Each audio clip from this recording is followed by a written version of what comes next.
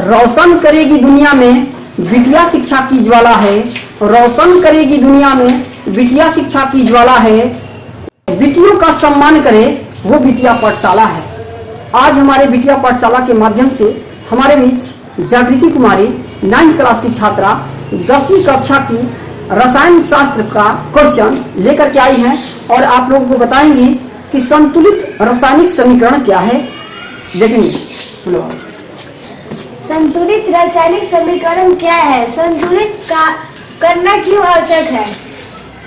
जब अभिकारक और उत्पन्न दोनों तरफ के प्रत्येक तत्व के परमाणुओं की संख्या समान हो तो ऐसे समीकरण को संतुलित समीकरण कहते हैं। द्रव्यमान संरक्षण के नियम को संतुष्ट करके लिए रासायनिक समीकरण को संतुलित किया जाता है। कहने का मतलब है कि संतुलित रासायनिक समीकरण जो होता है क्या है और संतुलित करना क्यों आवश्यक है। देखेंगे संतुलित क्यों किया जाता है। तो देखिए जब अभिकारक और उत्पाद दोनों तरफ के प्रत्येक तत्व दोनों तरफ के जो प्रत्येक तत्व होंगे वो समान होंगे। परमाणुओं की संख्या उसकी क्या होगी? समान होगी। दोनों की परमाणुओं की जब संख्या जब समान होगी तो ऐसे समीकरण को हम लोग कहेंगे संतुलित समीकरण। और संतुलित समीकरण में देखेंगे कि जो अभिकारक होता है ये क्या होता है? तो रासायनिक समीकरण में भाग लेने वाला पदार्थ होता है। रासायनिक समीकरण में जो पदार्थ भाग लेता है उसे हम कहते हैं अभिकारक।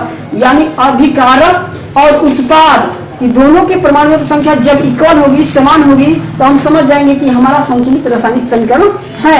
दूसरा पॉइंट उत्पाद क्या होता है? तो उत्पाद आपका होता है अभिक्रिया से उत्पन्न अभिक्रिया करके जो नया पदार्थ का निर्माण होता है उसे हम लोग उत्पाद कहते हैं।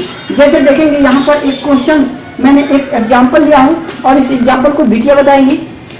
3H plus N2 बराबर 2NH3। कहने का मतलब है आपका 3H plus N2 मिल करके ये आपका अभिकारक है।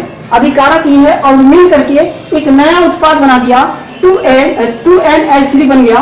ये आपका उत्पाद बन गया। देखिए ऐसे ही एक क्वेश्चन बता रहे हैं। यहाँ पर देखेंगे मैंने एक समयूट्रानिक लिया है। समयूट्रानिक का मतलब कि इस संख्या में जो ऊपर वाला ये संख्या है इसे हम लोग कहते हैं द्रव्यमान संख्या। परमाणु का द्रव्यमान होता है ये और नीचे वाला होता है परमाणु संख्या।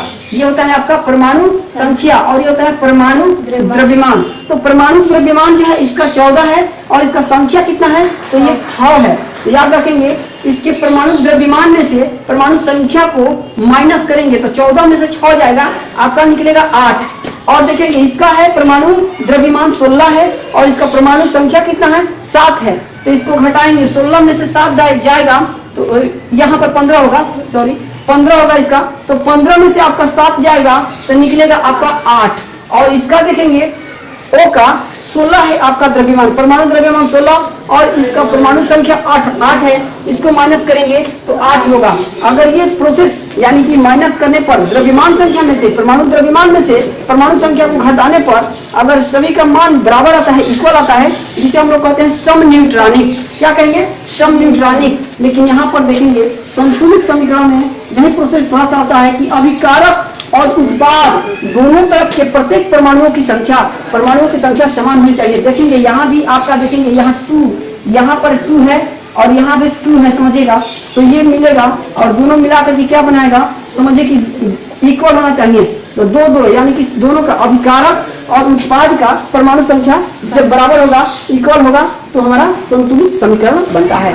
आज के लिए इतना ही। फिर मिलेंगे कल। तब तक के लिए धन्यवाद। जय हिंद, जय भारत, जय बिटिया।